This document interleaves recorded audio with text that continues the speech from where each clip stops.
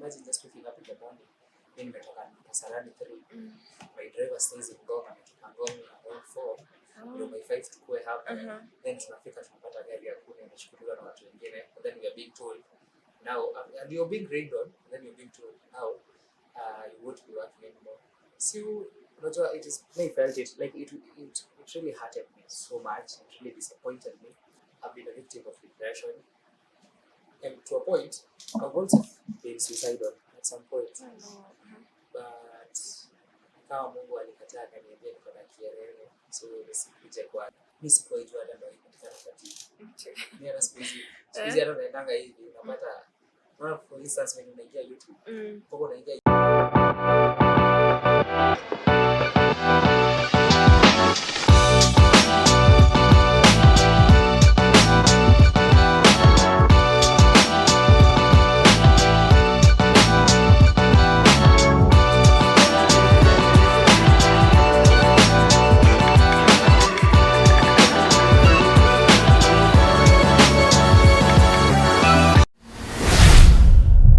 Hello guys, ladies and gentlemen, boys and girls, how are you? Hope you're all doing okay. Myself, I'm fine, I thank God. So welcome to yet another episode of Unscripted with Yvonne Maina. This is the show that we share incredible stories of everyday people highlighting their triumph, love and resilience. So we offer a good look at human experience. So if you're there, you're looking for motivation, empathy, inspiration, or simply a good story, this is the place to be, because Unscripted with Yvonne Maina promises to touch your heart and ignite your curiosity. So if you haven't subscribed, I don't know what you're waiting for, because you're missing out a lot. So right now, as you listen, please subscribe. Finya your red button. And you join the community that values genuine storytelling and the profound lesson you can value from one another. I don't know why I usahau kusema jina, but obvious. Yvonne Maina, the face of Unscripted with Yvonne Maina. And today, guys, we have an amazing guest. We're privileged to have an amazing guest here with us. So we're going to share an incredible story of courage and kindness. So you're going to meet Telvin Mburu, who is I don't know how to say, he is matatu, or rather Nganya town, who saved passenger's life in the moment of crisis. So his quick action, compassion, and humility has touched hearts across Kenya. So stick around. Let's hear his story firsthand, and this is one of the episodes that you don't want to miss. Aki, you can't afford to miss this one. So subscribe now. Watch from now to the end. Usikubali kuachwa nyuma.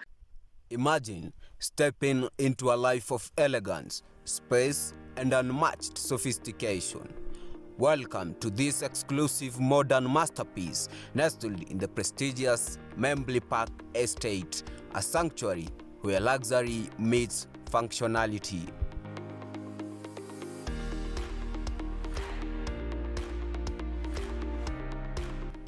Designed for those who appreciate modern finishes and abundant natural light.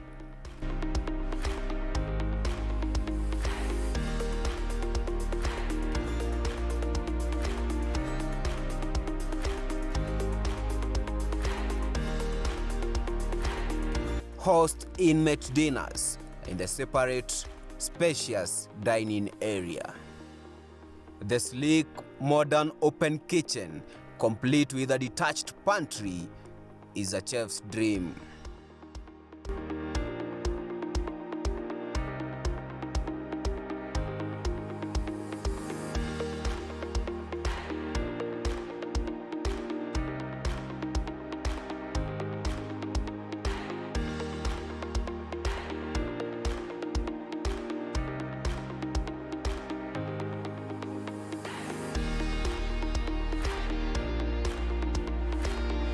Entertain effortlessly in the expansive lounge.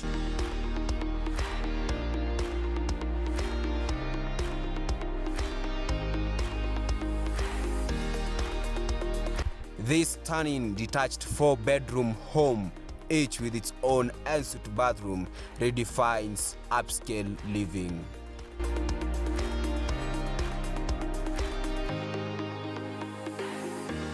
The spacious master suite boasts a naturally lit walk-in closet, offering a private retreat bathed in sunlight.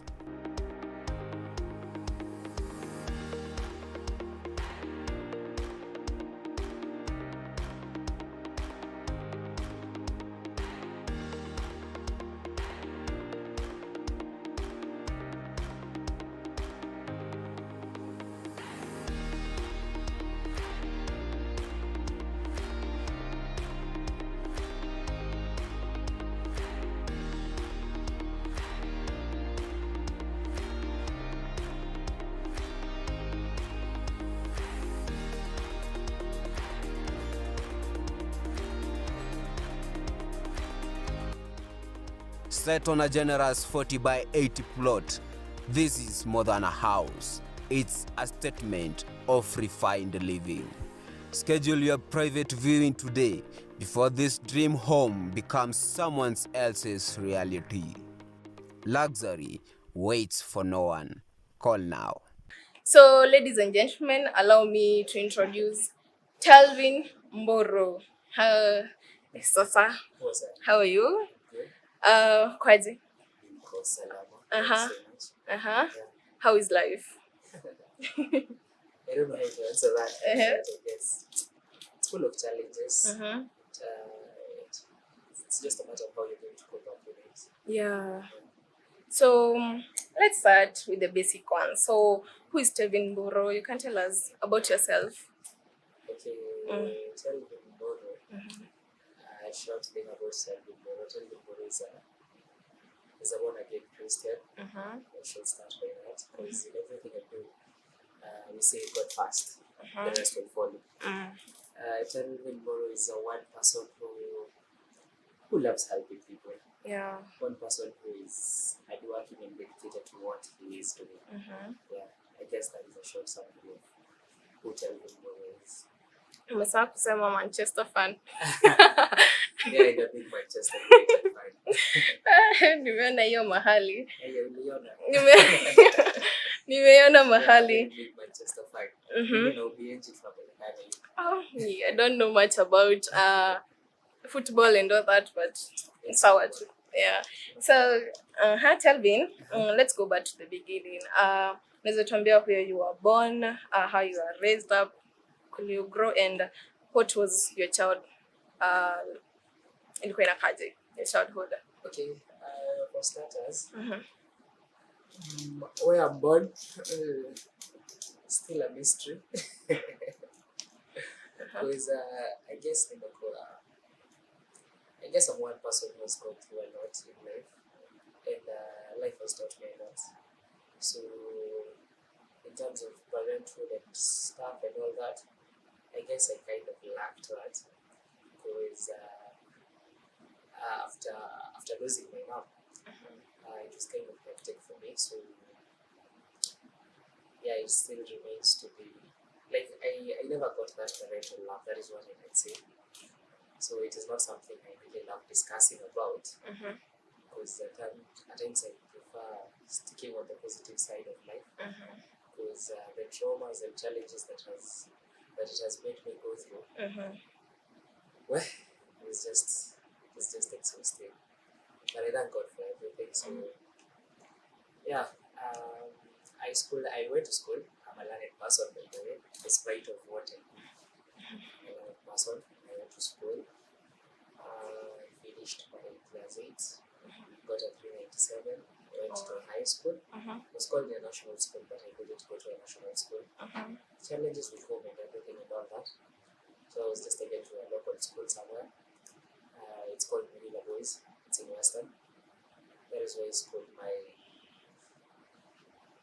my high school from Form 1 to Form 4. Thank God I left there with a sibling. I'm grateful for that. I had a chance to join college or university, but due to the reasons that still made me not join the school of my dream after I had excelled in my KCPE, still I couldn't continue with my studies. So that is when I joined this industry, this matatu industry. Yeah, it was kind of hard for me. It was really hard for me. So I guess I'll explain to you how I joined the industry, but it was so hard for me.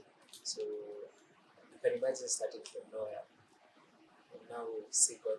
That is from high school. Yeah, after high school, after high school, that is when I now decided, because now I had to leave home.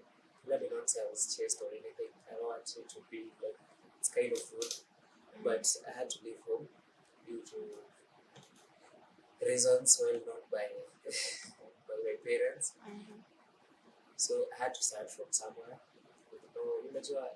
At times you can, when you want to build a house, at times you just lazima uchimbe foundation.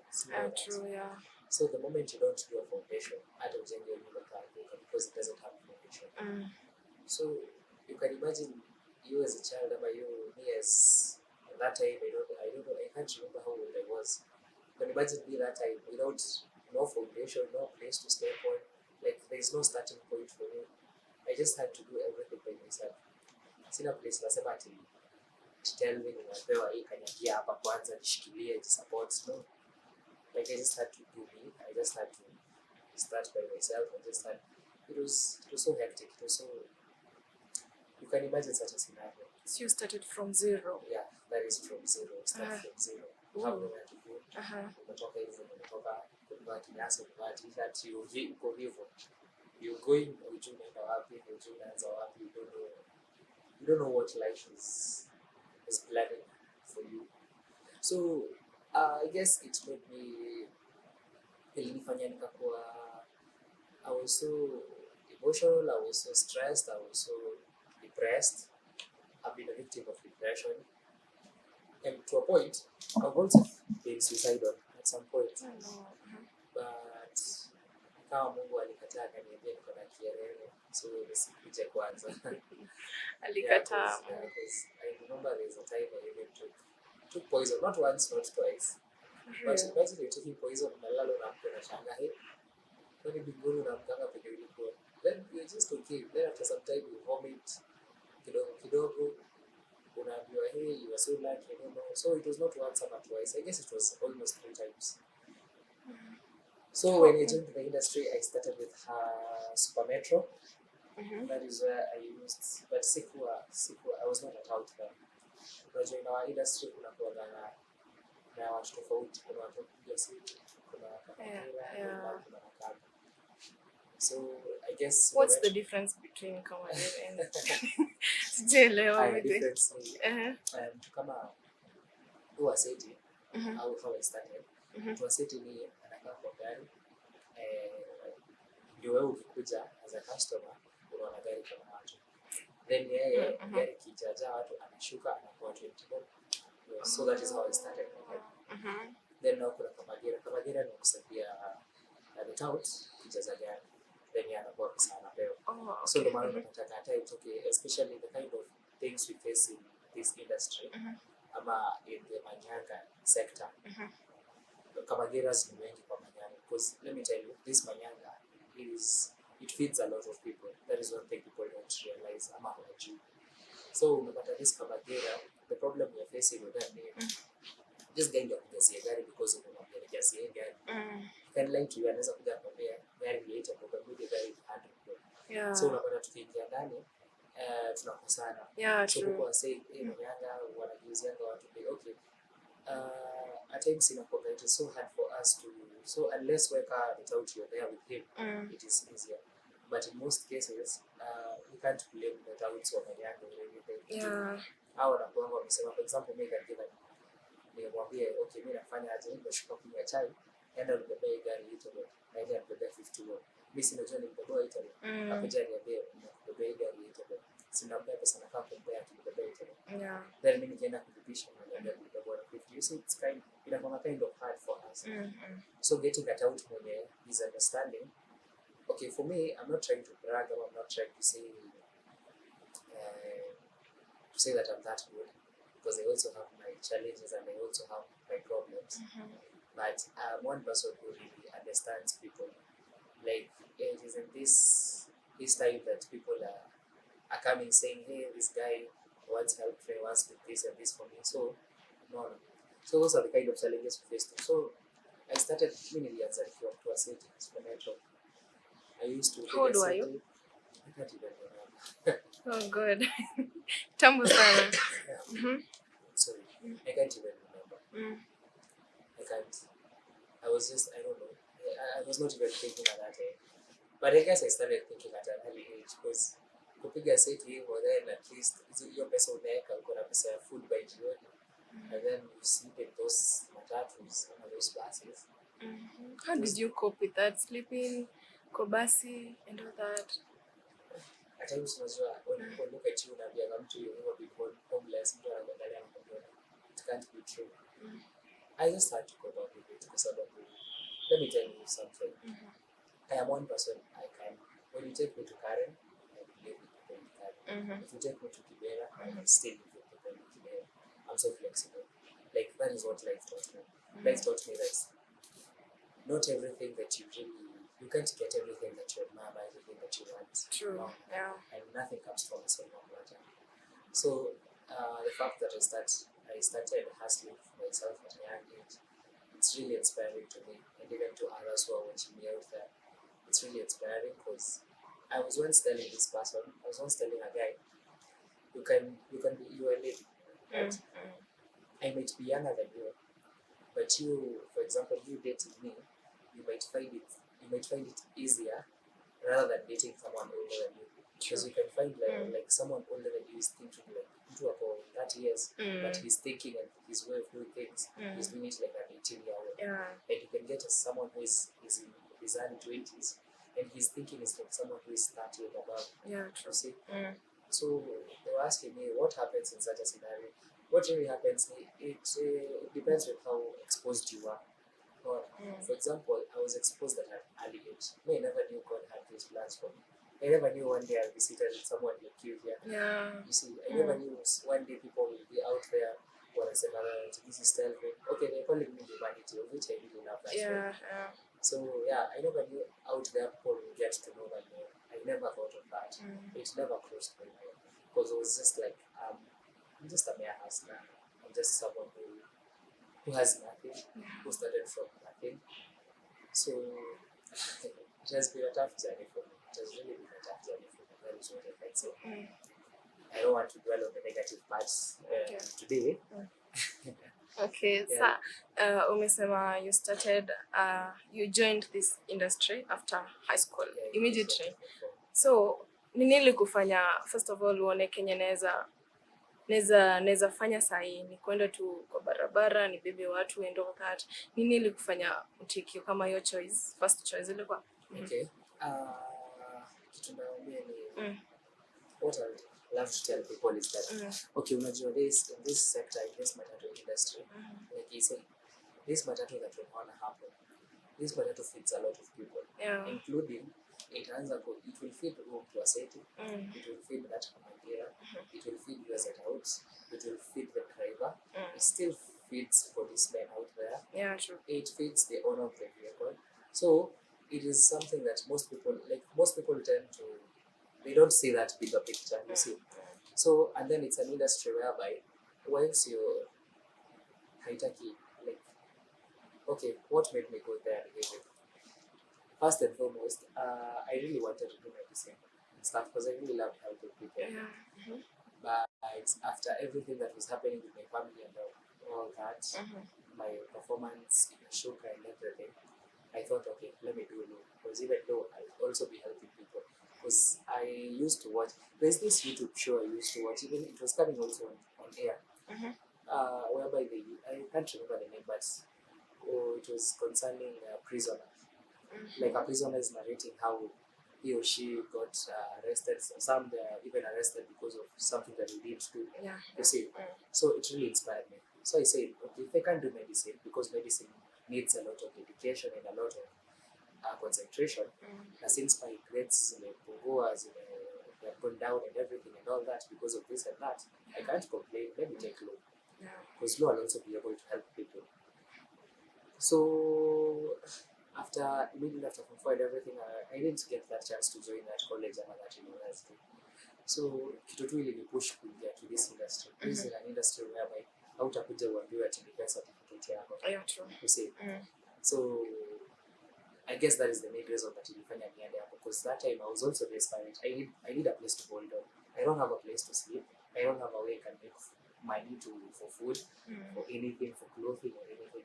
So it was just my last option. Because at times what I say is that it is not an industry that I love being in, because it has a lot of challenges and it is not somewhere that I was destined to be. But circumstances put me there. There's this, they say that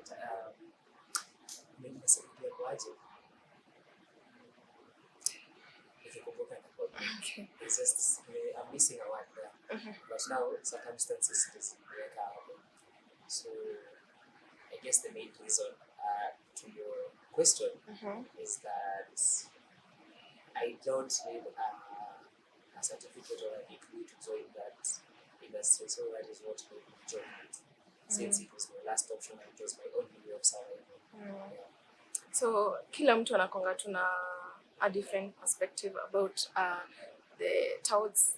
Utaona mtu amekisema msee aliniongelesha mbaya, msee alienda na pesa yangu, msee alifanya hivi na hivi. So tunaonanga kama hao watu wanakonga maybe arrogant, maybe is it, unaweza tuongelelea kitu kama hiyo juu? Naweza. Out of 100%, I won't like 90% are arrogant. 90% are people who are into drugs, substance abuse. Yeah, that is so normal. 90% utapata mtu either ni pombe, either ni bangi. You see, 90%. But what most people forget, out of this 90, kuna this small 10%. This small 10%, the people who are put there by circumstances, not that they want to be there. But all these 90 that are there, they are people who just love being broke, love being, you see. Unajua, there's something you love doing. So kuna ule mtu alikuwa hapa akisema atakachukua donda. Nitakachukua donda manyanga and everything and all that. So this guy, hata akimaliza, hata akipata chance ya kwenda university or college, he won't, because he already set his mind that I want to be a donor. So unapata such kind of a guy akiingia kazi and everything. He's the person who will be arrogant. He's the person who will talk to you. He's the person who is into drugs and substance abuse. Yeah, kind of. Then this is an industry whereby ukisema you usipokuwa so assertive. Like when you say yes, it's a yes, and when you say no, it's a no. You will fall into peer pressure. It is an industry whereby peer pressure is taking a lot of us, a lot of teenagers out there. Because ukiangalia madonda wengi wa hizi banyanga and stuff, they are young and teenagers and kitu kama hizo. So teens out there think that it is a place whereby they'll be free, there's freedom and everything. Yeah, there is freedom. That is one thing I'll tell them. But usifikiria juu ya freedom ati utakuja kila kitu utaflow. This is an industry whereby unajua, unless kama unakaa kwetu, unless you're living at your own place, you don't pay rent, you don't buy food, then if you want your freedom, you can just come hang around in the matatu. You'll be so okay. But now for someone who needs to pay rent, who needs to do this and this and that and that, it is kind of hard for us. So unapata like not daily. This industry kulipangi daily by the way. It's daily. Kulipangi daily. You're supposed to be paid daily, not to be paid. You're supposed to pay yourself daily. That is immediately after you work your pesa ya gari, kujaza gari after you get the level. But now, ya mwenye gari ushamwekea. Okay. So you never keep it here. But now the problem is whatever happens, at times not kila siku Sunday, you know. So at times there are bad days. Unapata by the time unafunga jioni, you don't have enough money. Kisha mwenye gari pesa yake, unaweka pesa ya mafuta, hujabaki na pesa.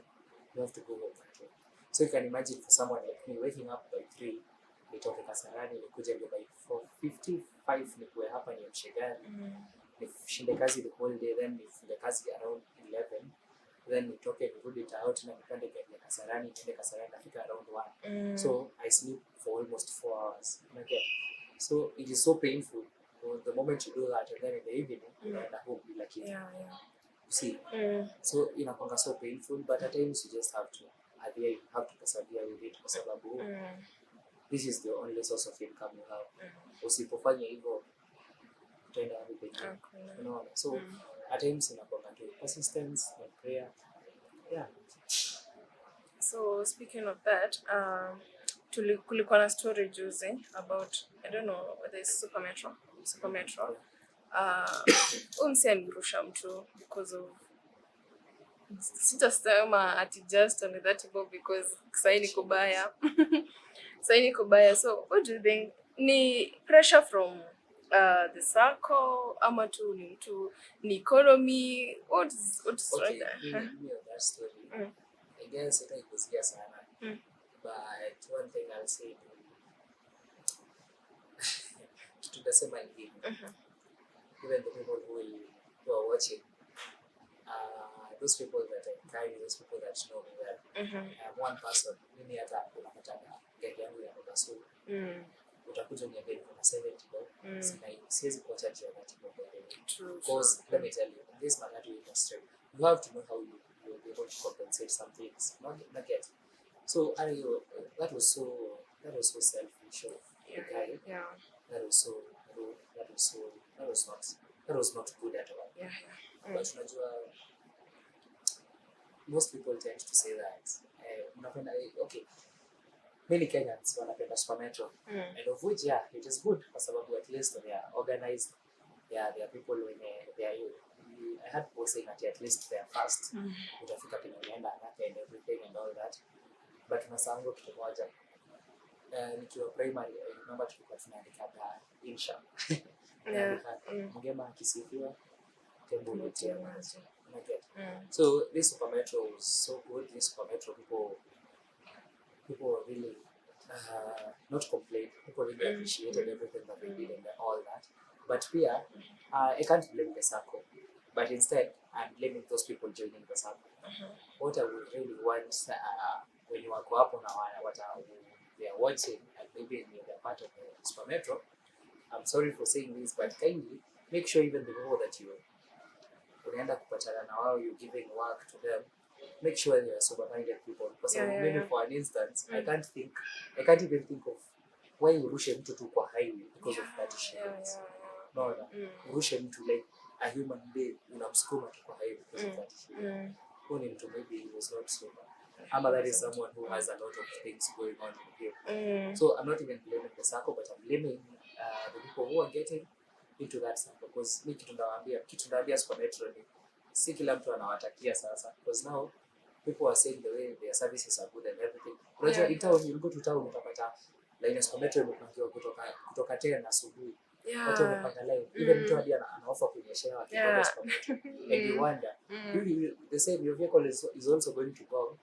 But Super Metro wanapangia line wewe gari yako hapo imejara, and it's still the same price, but what I prefer kunyeshewa kimoja Super Metro rather than kupanda gari yako.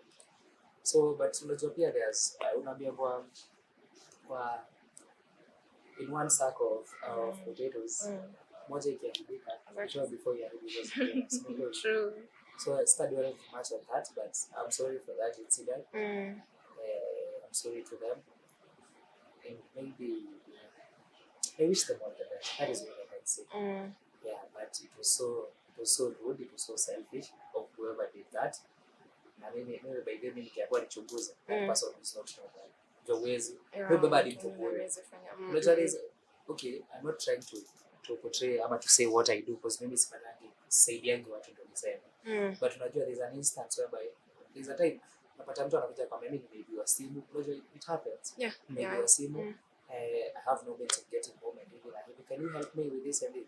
Oh, naishi wapi? I stay in Kasarani. Kasarani wapi? Mahali fulani. Can you again for me? Because sure, can you again fishing home? That is the least I can do.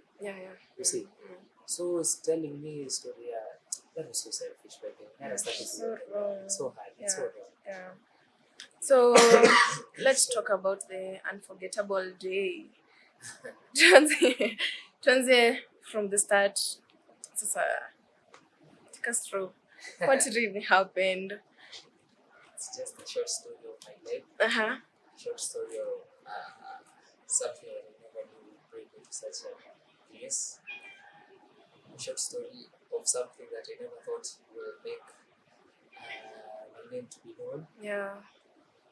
I saw a text somewhere. Someone texted me and told me nations will rule. I also remember I remember read that part of the Bible, and then I remembered a short story about my life. That time that I was being suicidal. That time that I was drinking the poison and everything, so that I could just die. And then God refused to take me. And I was like, kila kitu happens for a reason. True. Because she's not the first person I help, but and she won't be the last person that I'll help. But I never expected things to take a turn around the way they took, because I just did something that I would normally do. I did something because I remember, like, I lost my mom due to negligence. Really, this story in a trend since yesterday I'm juicy in Nakuru. Lady has passed on. She was pregnant. She passed on. I don't know if she passed on together with the kid or what. I don't know what happened. But according to the story, when I thought here, you can imagine the hospital is somewhere like 200 meters away. But now you're medical, you're saying that you're waiting for an ambulance. This person is in critical condition. You say you're waiting for an ambulance, to a hospital that is 200 meters away. And kuna bike hapo. But at times I don't know where humanity went. I don't know why we tend to neglect some small things. These small things that we neglect, they end up losing lives. No. Yeah. That person who was there neglected, like akisema lazima ambulance kuja ndio atoke. You see, that is sorry, I don't want to cuss, but that is so wrong. That is so wrong. Yeah. So let me go on my story. Yeah. What happened? It was just a normal day. Actually, that day I was not even to be at work. So let me tell you how God works. That day I was not going to work because I had issues with my landlord concerning rent. So he had threatened, now I'll have to lock you out and everything, because our job during that week, haikuwa imeenda poa sana, so unapata we don't have money. Job haijipi. There is no money in the evening. It was so fucking tiresome and stressful. So nikasema today I'm not going to work. So even if I go to work, I'm going to work. Job is not given. I'll still come back home without money. So what for? Nikasema I'm not going. I remember that day I woke up late.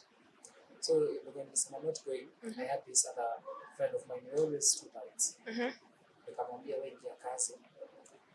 I'll still think if I'll come. So in the process, the house and everything, the caretaker kept on knocking, kept on coming.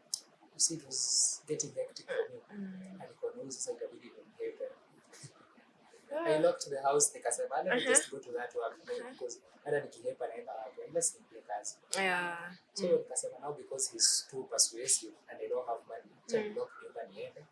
Tutaongea nienda naye jioni because now what we make. Yeah.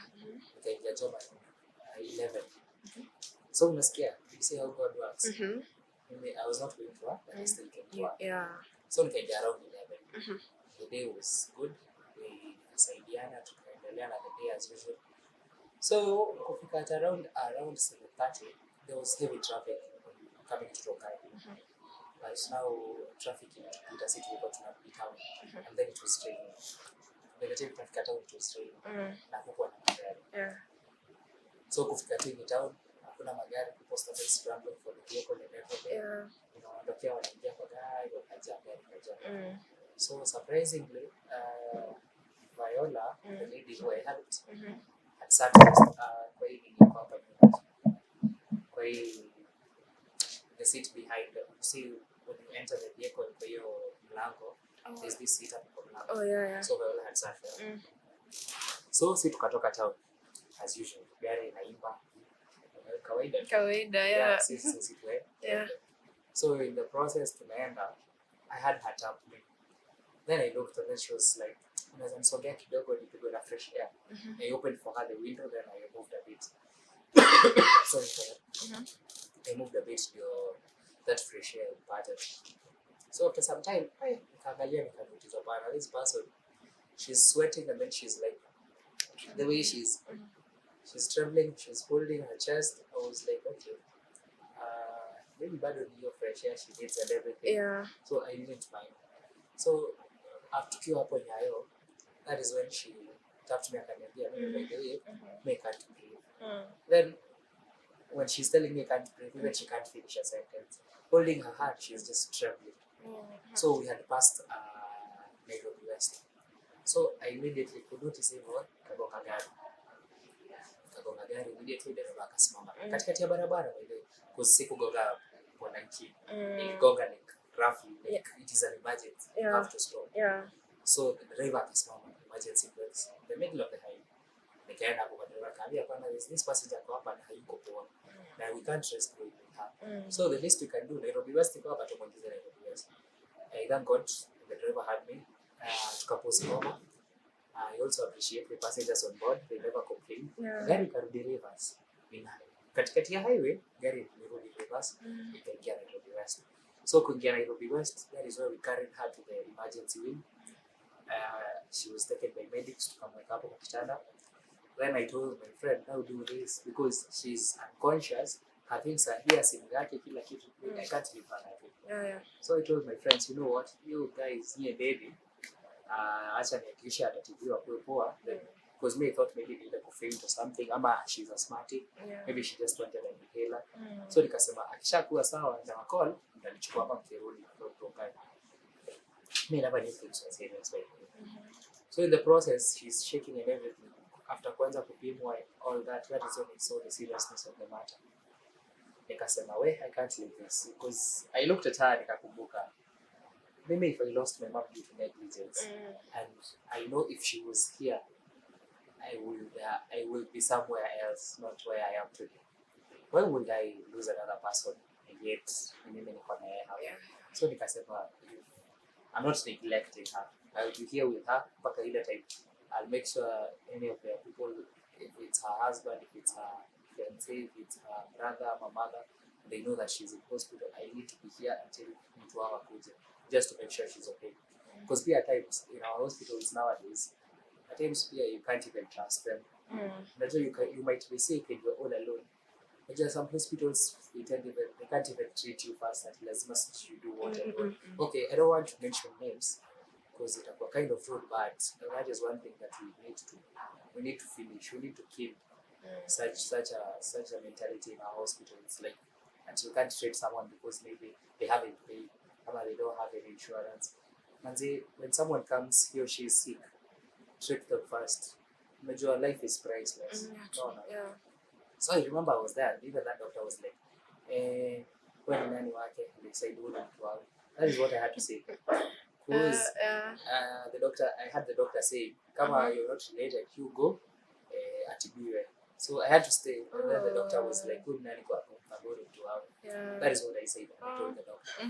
So the doctor said, oh, sawa nakuwa na shida gani? Akaniambia mimi sijui, today tu leo ndio nimeona amebehave hivi. So we had to do tests and everything. And the one I remember at some point after she was given first aid, she opened her eyes. I asked her, do you trust me? She said yes.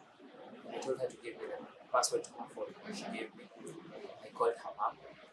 I was spoke with her mom. Her mom told me there is no one around who can come here at the moment. The brother is far, unless I put in the morning.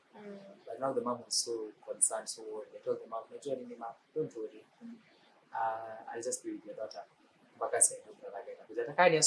will be here.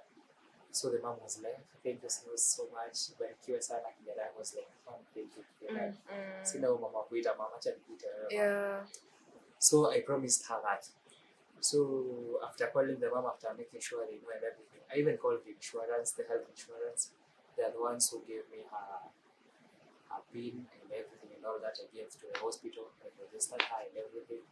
Yeah, she was treated, she was diagnosed, she was taken to the lab and everything. I was just beside her. So until she was okay, first treatment was done, that first aid she was okay. Yeah, but now she needed to be treated, that was first aid. So when she regained her consciousness at around 12 midnight, 12:30, that is when she told me, I need to go You to were still Sinai. with her? Yeah, Oh I God, was yeah. still with her even at night. Okay. That is when she told me, now I need to be transferred to Sinai in Rongai. So I asked her, why Sinai? She was like, that is where I'm usually treated, and they know the problem that I have. Me, I don't know. These doctors don't know, because they've already taken tests and everything. They're not seeing. So how she told me, Sinai knows. So can you kindly request for a transfer for me? That is what I did. I told the doctor, by the way, because I find it so hard to, unajua, it is better you go to somewhere, like for example, if I'm used to being treated in Sinai, they know my medical condition. Yeah, true. So treating me will be easier, rather than you people who don't know. You still have to test me. So I told the doctor, you still have to test, you still have to test her and everything and all that. But this hospital knows the kind of problem she has. Yeah. Can you kindly transfer us to Sinai? They granted us their transfer. We were brought by the ambulance up to Sinai. It was around 1 a.m. at night. Tukafika, she was admitted. They began giving her medicine and all that stuff. I stayed with her. I didn't sleep, remember. So till in the morning. So when the brother came in the morning, that is when I told him, okay, let me go. Since your brother is here, but I'll come to check up on you. So I was supposed to go to work that morning. But now, because I haven't slept, I'm so tired and everything, I just went straight home, switched off my phone, and I slept. I didn't even want to hear anything. I switched off my phone and slept. So in the evening, that is when I'm waking up. Then I'm naingia online. I see her text. Hey, you know what? Can you kindly do this? Can you send me the vehicle's picture and the name of you and the driver? I just want to appreciate you for saving my life. And I was like, okay, why not? I sent her. She posted, we have a group, even to Rongai Anthems on Facebook. So she posted there, people saw, and I was like, okay, the people who have appreciated, thank you, and thank you for the appreciation. That is what I told her. Yeah. So little did I know things will take a turn around. Yeah. So I was just there the next day. Now, after that day, I resumed work. Then in the morning, she's calling me, you know you're trending, and I'm like, I'm trending, why? You didn't even know you're I didn't even know I'm trending. I sit for kazi. You know you're trending. I'm like, have I done something wrong? What's happening? I said, no, after I appreciated you, I don't know what has happened. Can you go to NGCMC?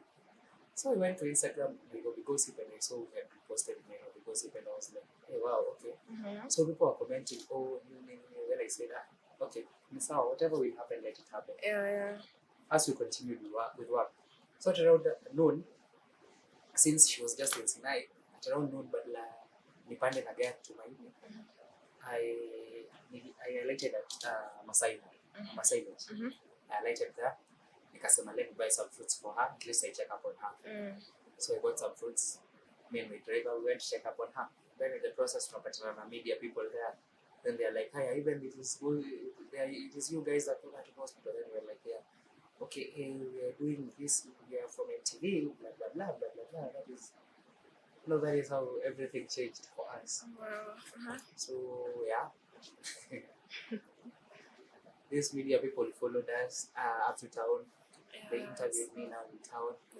Now that is when my name came to the limelight. So after some time, after that day, the next day, I was told to go to their offices. I was still featured on Fixing the Nation by Kina Eric. Yeah, other people got a chance to see. Now that is when people started noticing that there's someone called Telvin. So out of that courage, I remember that day they were saying our car is an ambulance. They were telling me, hey, Mr. You managed in your ambulance. You took someone to the hospital. And I was like, yeah, I took them to the hospital. So at times when others can mock you, but as much as they are mocking you, you know you did the right thing and you know you saved their life. Because if I never did that, and maybe something bad would have happened to her, we will be trending for the wrong reasons. You will hear, oh, a passenger died while on this vehicle, God forbid. you see, it would have been so bad. And to an extent, it can even cost you. You can even be jailed for that. So we're training for the good reason. So even those people who are mocking and saying all those kind of whatever they want to speak, it was okay. I was just smiling and saying, yeah, it's okay. So that is how I got that name, Humanity. They'll say Humanity 001. So that is how I got that name, Humanity. And I'm grateful for it. Yeah, so that is a short story of what happened, what transpired. Yeah, then then things also went sideways a bit for us, for me and my driver, because we had to, after training and all that, we lost our job. Reasons unknown, I don't know. You saw it coming? No, we never saw losing our job coming. So what happened? We just a reason why. Unknown reasons, but I guess according to me, every day tunakianga hiyo gari 13,000. So that day, but you see, let me tell you, in the Manyanga industry, we work with time. So the moment you lose, like the moment you just even slow down something, you get a jump for 5 minutes. You're not the only Manyanga in the road. So the moment moja inafuruka tu hivi. No. So those 15 minutes that you were in the hospital, then they left me, I guess, in the so by evening we didn't have enough money.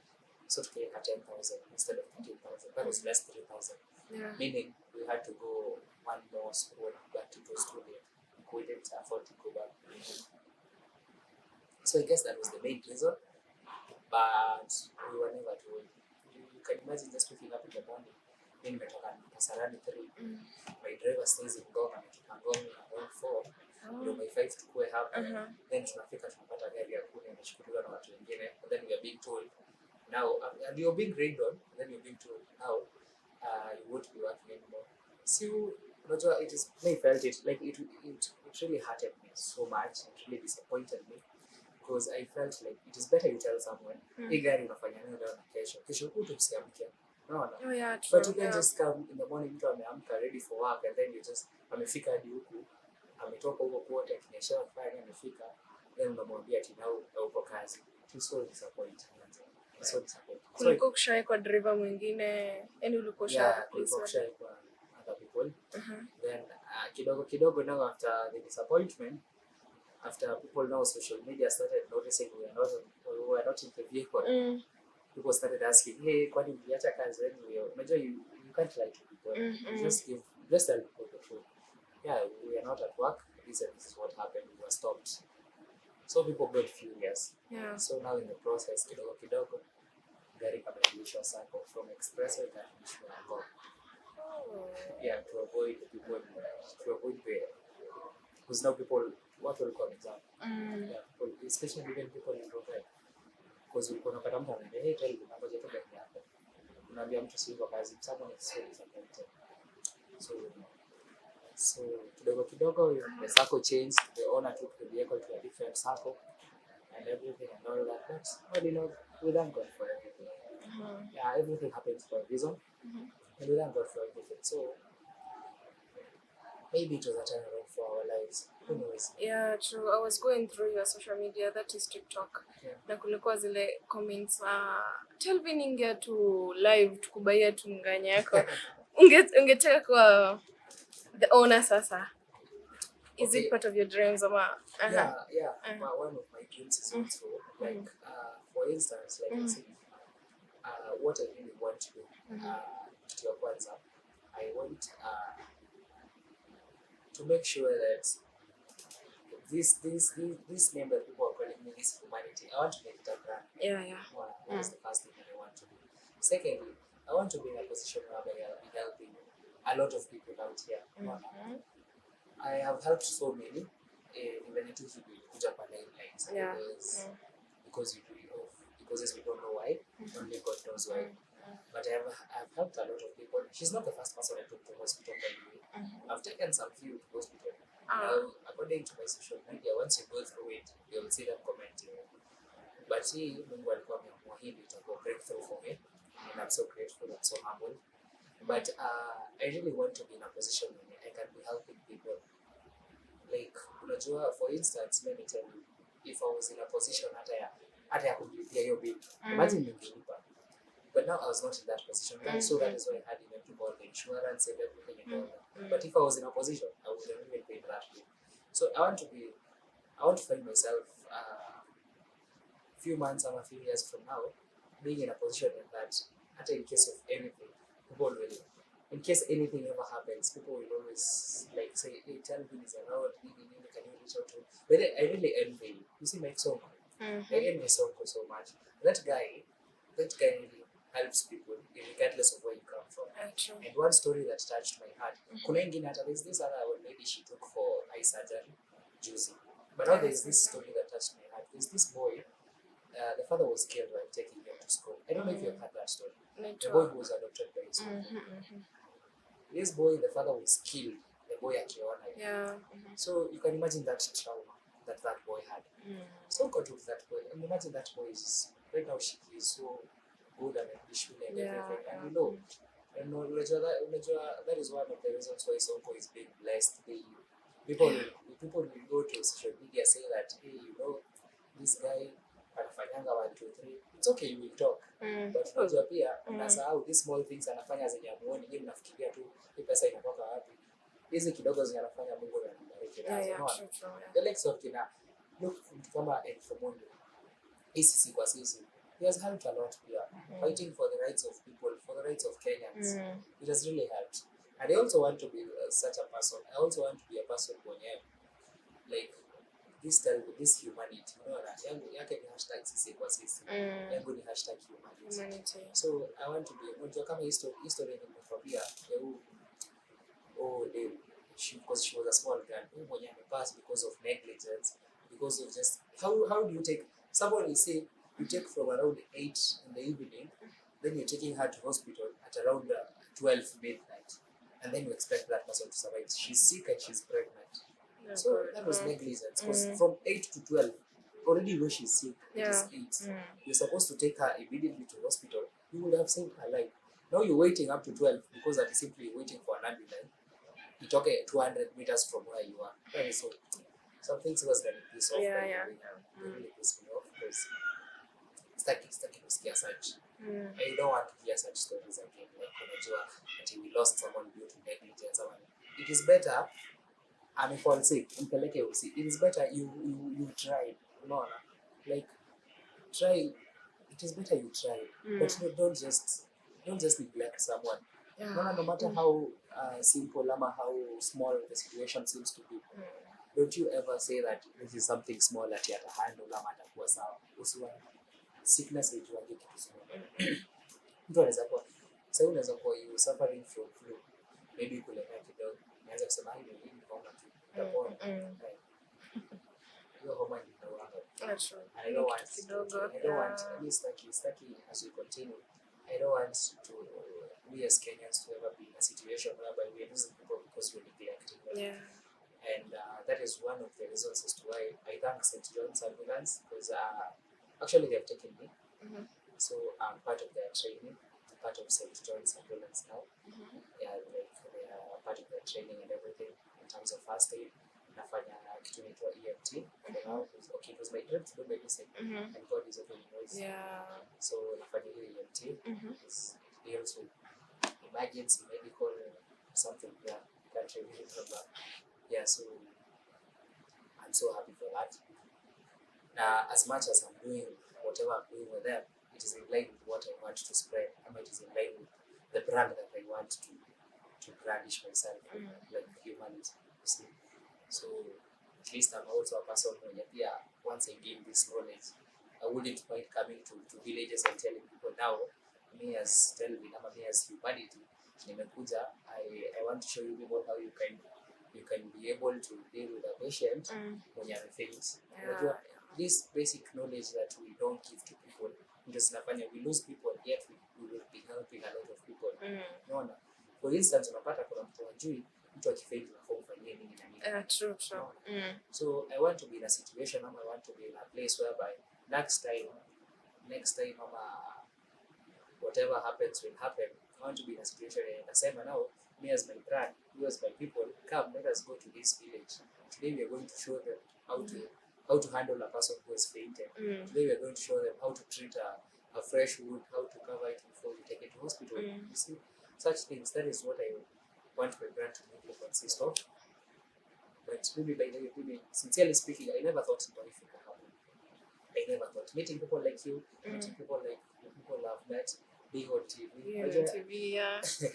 In fact, being on TV, I was like, I remember nilikuwa naangalia mtu akiwa TV sasa, so mtu ndio afikia hapa.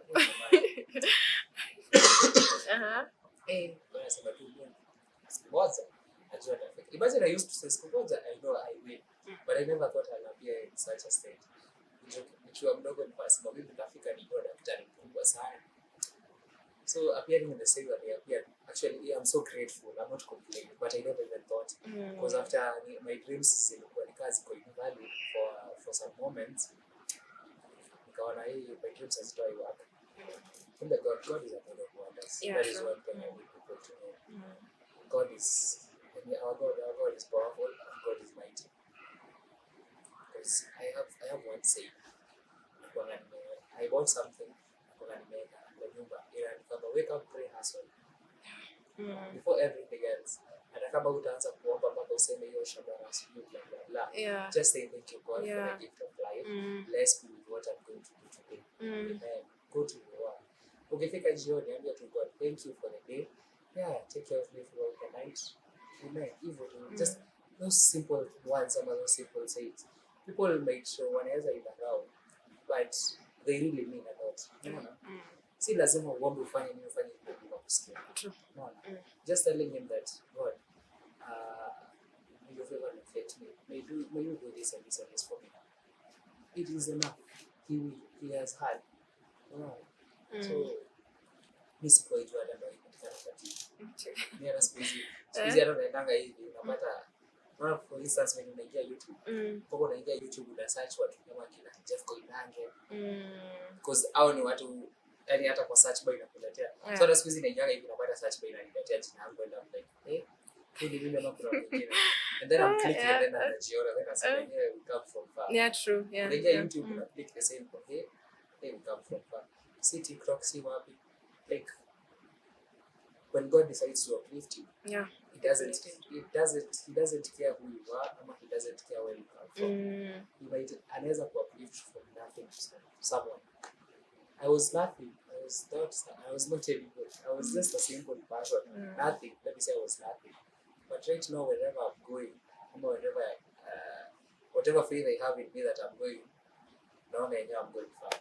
Because I can't even explain what I really feel. So I'm so grateful to people like you giving me this platform for encouraging watu. Maybe with time sasa atakuwa able pia nimekuwa na yangu ya kuita wengine nikiwaambia wajeni sasa mfanye venye mimi nifanye. With time I want mtu mwingine akifanya like whatever I've done, I'm the first person to come and appreciate that person. Because that is my brand. I want to be branded as humanity, and I want this humanity because let me tell you, say we go through a lot. Na enyewe kila kitu happen for a reason. True. So tunaelekea, we're almost headed for elections, we're almost headed for whatever we're headed for. Now we don't know whatever will come. I don't know the outcomes of that. So my biggest prayer is by then we tukue tumeunite, tukue we are people where we can come through for each other. Haujui kesho. That is what I can say. So mimi nashukuru Mungu, nashukuru people like you giving me this platform to talk and share my story. Others find it so inspirational. Yesterday I had been hosted by Masawe Japan. I was on Radio Jambo.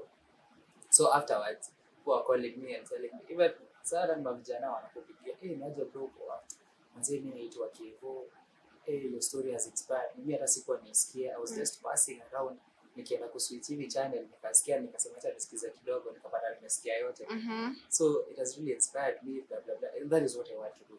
I want us to inspire our youths. I want us to inspire so many people out there to onyesha that God can work in so many ways. True. Now it doesn't depend whether Si lazima ukue pastor ndio ubarikiwe. Na si lazima ukue nini, hata mwizi ana transform. No, even thieves do transform. So at times don't ever give up in what you're doing, but pia also make sure you're doing the right thing. By saying no, don't ever give up in what you're doing, simaanishi jueni mwizi usi give up kuiba. Na utakufa. Yeah, what I mean is do the right thing. And once you do the right thing, you never know when the doors will open for you. You never know when your blessings are. Mungu akiamua leo ni siku yako inakuwa leo. Akiamua kesho ndio wewe, kesho ndio wewe. Ada kazi mwenye okay, nimekuja kurealize juzi akiniambia hey, nimegrow na wewe, mimi nilikuwa nakuchunga. So juzi he was telling me like hey Telvin manze, God anakuonekania hivi unataka kuomoka mbele yako. And I was like kwani ni vibaya. Hapana, si fair kabisa bana. Siku yako ikifika imefika. So you never know what tomorrow holds ama what tomorrow awaits for you. Just do the right thing. Unaambia matenda wema ni baraka. The rest will follow. Sasa mimi sasa hizo baraka zinanifuata za vitu nilifanya kitambo. People are like, you did this for me, let me appreciate you. You did this, let me say your names to bigger places. Someone once told me nations will get to know me. No nations are getting to know me because even I'm getting calls from people from abroad. People offering me jobs. Unapata mtu anafanya kwa Belgium, kwa Canada, kwa wapi. Yeah, sikuwa na nini ya kupata passport and everything, but with time I am working on them and everything and all that. Because so as we wind up, we can say kitu yote, all this scenario, helping Viola and all that, imekuimpact aje? Ama do you see like it has a really positive impact on my life. As I've said, nations are getting to know. As I've said, people are getting to understand that out of everything that is happening to Kenyans, out of all the lives we're losing due to negligence, wengine wenye I don't know kusukumana or what is happening, out of all those lives we're losing for silly things, people are getting to know that there are still good people out here. There are still good people out here who are willing to risk everything just to make sure you're okay. Especially when life is priceless. Me remember that day I was not even paid. Mimi niliwaambia tumeenda, mimi hata msinilipe. It is okay because sasa nimewachia gari. Sasa umesema ndio nimekuachia gari msinilipe. Just mtu alikuwa anafungiwa nyumba asubuhi. Imagine. No. So because life is priceless. Hata ukinilipa hiyo thao ungenipea ama 500 kunipea na mtu akufe. Is it really logical? No. Imagine losing someone because you can't afford kutoa 200 shillings ulipea mtu bike umpeleke hapa kwa hospitali. Imagine that case, that scenario of that lady that got pregnant when alikufa na COVID. Imagine that scenario. You have 200 shillings in your pocket. You can't even offer to pay a motorbike umpeleke usi. And you have to sit there, call an ambulance ikujie because it is not your work to do that. Si ni kweli? You lose a life. What if it was you? What if it was your mother? Ama anyone close to you? People don't realize this. No. Mimi naweza kuwa, I don't know you, but the moment I find you in a life-threatening situation, trust me, I'll always be there. Na si lazima life-threatening. Any situation that you're in, provided I am able, mimi nakwambia, by the way, nini uko na shida ya sasa unanikujia uko na shida ya afya. Uko na shida ya afya na mimi niko na gari. Sitaki ya ndani. Kwa nini nipeleke huko? Hiyo mimi haitafanya ati maisha yangu isimame juu na kusaidia. Juu nilipa 100. You see, that is one thing many of us Kenyans hatujuani. So at times unapata mwingine anasema kwani unashinda umesaidia umekuwa red. Si hivyo, wewe idea. Kwanza imagine help. Just help. Hauwezi si tusaidie kila mtu. Unajua you can't help people exceeding your expectations or exceeding what you can do. But if you're in a position to help two people, help two people. If you're in a position to help one, help that one person. But if you're in a position to help 100, help. My dream was always to be nikipata do, me I'll open up a children's home. That is what I've always seen. Because I know out here, mimi nakwambia huko nje. Mimi usema hivyo. Huko nje securize. So it has always been my dream and I just have fulfilled. Because if I've been in a position to help those many children, let me help them. And I will. Very soon I will. And very soon we will still sit back here. So tuanze kuangazia the progress and the achievements that they have done. I know very soon. So, always, many people are trying to reach out. Yeah, Telvin to pay number, Telvin to pay. What will you tell those people? Hadi wenye sai umeniambia unaenda Mombasa because of Yeah. So speak to them, tell them something. Na wenye bado wanakuja because I know kuna wengi watakuja. Okay. Maybe for those people who are trying to reach me out,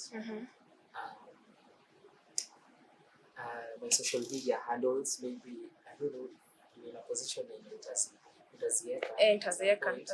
Yeah, my social media handles will be provided to you. For my number, it will also be provided to you. And I'm always available anytime. I'm one person, as much as everything is going on and everything is happening. Also, so go back to my approach. You just call me. Okay, you might text. Right now, by the way, I won't lie to you people. Social media is flocked even. Meja. Kila mtu anataka kutext, kila mtu anataka kuongelesha. So at times naambianga watu ndio isikae ni kama ni madharau. I just call them. Because on call, I'm always calling you over 1,000 people. Yeah. I get quality one by one. So if you feel like you've texted me and maybe I haven't responded, say at least I respond because at sitaki to respond. But unajua always ingia tupate 1,000 requests utaanza wapi? Na si ati you are an idol. No, ati uko idol saa yati tunakaa chini the whole day. It is not possible. So you can just call me on that number, you can WhatsApp me. I'll definitely see, I'll definitely talk to you.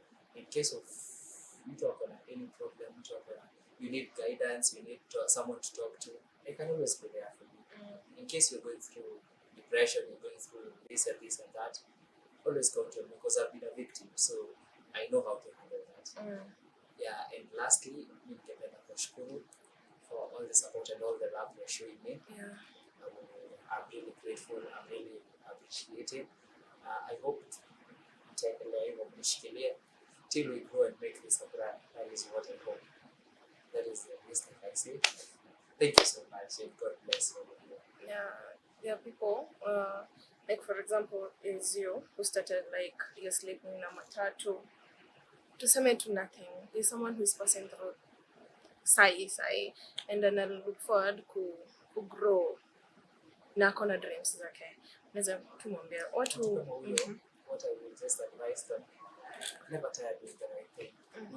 As much as life in some circumstances whereby people try to judge us, people try to say maybe you're a bad person or something, you just do the right thing. You never know when it is your time. Ujuangi who you meet with.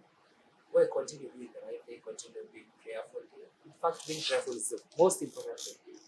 God first, then the rest will follow. Yeah. Be prayerful, always put God first, and never tire doing the right thing. Hata ufanye mara ngapi unaona watu kama notice, you just continue. Because one day, always you might just wake up here ujipate una trend kama tena. Who knows? Yeah. It is God. It's God ikifika. Yeah, that is what I can say to them. The last question. People were saying, these people should get married and should wash a connect and all that. So let me ask this: are you single? Am I on to the process to? Okay, what I can say is that I'm very much single. Okay, people who are saying we're supposed to get married and stuff and all that. So yeah, what I can say is that you can't rush into things. For example, me, I'm so happy for Viola right now that she's back on her feet. She's back at work. Maybe when I was on NTV, I even cried because I never knew she was a parent. So the moment she told me that if it were not for you, my children wouldn't have a mother, I was so touched because I lost my little negligence. So I even put my mother in her shoes and I was like thinking, the reason was what made me cry. I thought maybe my mother was the one saying that to someone who would have helped her. But now she couldn't be there. So at least I saved a life, at least I saved some kids from being motherless. At least I saved the family. I kept the family together. So yeah, for those people speaking of marriage and everything, hiyo ni ya Mungu. Hiyo ni ya Mungu, but at the moment I don't think there is anything that is happening so far, apart from us being friends and all that, because she also had a life before me. I also had a life before her. So I can't speak much about that. Maybe in case anything changes, we will still be there. We'll still be there to talk about. Yeah, but for now, I'm very much single. Yeah, I'm still working on my dreams to the way forward. Thank you so much, Telvin. Hadi unicreate time yako kuja. Thank you so much, and for inspiration is such an inspiration. Mostly to young men, to young people, na wenye wako na tabia zile tumesema. So be kind. Being kind, it will cost anything. So thank you so much. It really means a lot to me. Yeah, thank you so much. Grateful. Yeah. It really means a lot to be on such a platform. Yeah. And at least to reach to many people, so that many people can know that good deeds actually pay out there. One thing I leave them with is a quote that I always say. It's a quote that you always hear from me. You don't see the title to do good. I was to say that thing. Yeah. You don't see the title to do True. good. Don't forget about that. This big with a brand, this big humanity brand, that is our quote. We don't see the title to do good. Yeah. That is something that we shouldn't forget. Yeah. So thank you so much, guys, for watching. Hope to this point, hope you've been inspired, you have been motivated, and all that.